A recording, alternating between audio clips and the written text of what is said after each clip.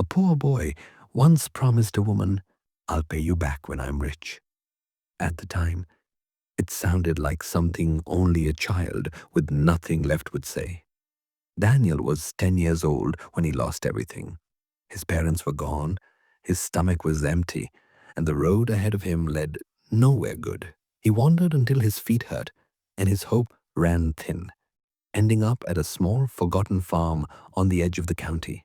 That farm belonged to Mabel Hart. Before we begin, if you enjoy powerful emotional stories like this, make sure to like, subscribe, and comment below. Your support helps us keep bringing these stories to life. Now, let's begin. Mabel's farm wasn't much to look at. The fences leaned, the barn sagged. The soil, though, she kept that alive with stubborn hands and long days. One afternoon, she noticed movement near the trees. Not an animal, too careful, too afraid. A thin boy stepped out, shoes cracked, shirt stiff with dried sweat. He didn't run. He just stood there, waiting to be chased. "What are you doing on my land?" Mabel asked. "I'm not stealing," he said quickly. "I'm just lost." She saw it right away. The pale lips, the hollow look that hunger leaves behind. She didn't ask many questions. She told him to sit on the porch. When she returned, she set down a plate of beans and cornbread. Daniel ate like the food might vanish if he slowed down. That night, he slept on a folded blanket near the stove. By the third day, he was still there. Mabel never said, "You can stay." She just kept handing him small jobs, and Daniel stayed. Food was always tight. When supplies ran low, Mabel quietly ate less. Daniel noticed. He pretended he was full so she wouldn't go hungry. Survival made its own rules.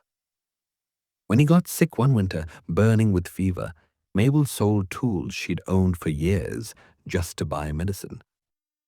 One night, barely able to sleep, Daniel whispered, "When I get rich, I'll pay you back." Mabel smiled, tired, but real. "Focus on getting better," she said. "Life collects its debts in its own time." Years passed. Daniel grew strong. He learned the land by watching, not asking. He learned when rain was coming by the birds and where frost hit first. The farm raised him as much as Mabel did. People talked. Some called her kind. Others called her foolish. No one offered help. When Daniel was 15, a black sedan rolled down the dirt road. His grandfather had finally found him. There were lawyers, paperwork, a life Daniel was supposed to have. Mabel didn't argue. "You go," she said. "Don't waste a chance meant for you." Daniel hugged her hard. "I won't forget," he promised. She slipped him a note with her name and address. Just in case. Years later, Mabel stood alone again. Developers circled. Inspectors came with clipboards. Letters followed. Unsafe, non-compliant, eviction. The date was circled in red. When the trucks arrived, dust filled the air. Furniture was dragged out. A photo frame shattered on the ground.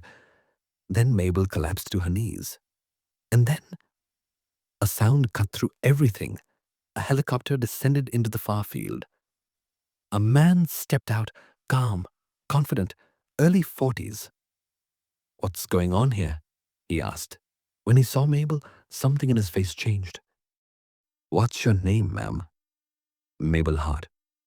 He inhaled sharply. "It's me," he said softly. "It's Daniel." Within minutes, everything stopped. Inspection reports were exposed as forged. Court filings were fake.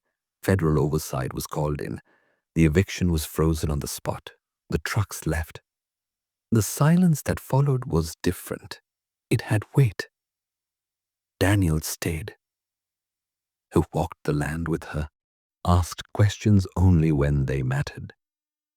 "I promised you something," he said. "I didn't know how, but I never forgot." What followed wasn't loud revenge. It was careful justice, audits, charges, quiet resignations, collapsing deals. Daniel restored the farm, not to make it flashy, but to make it untouchable. Protected land.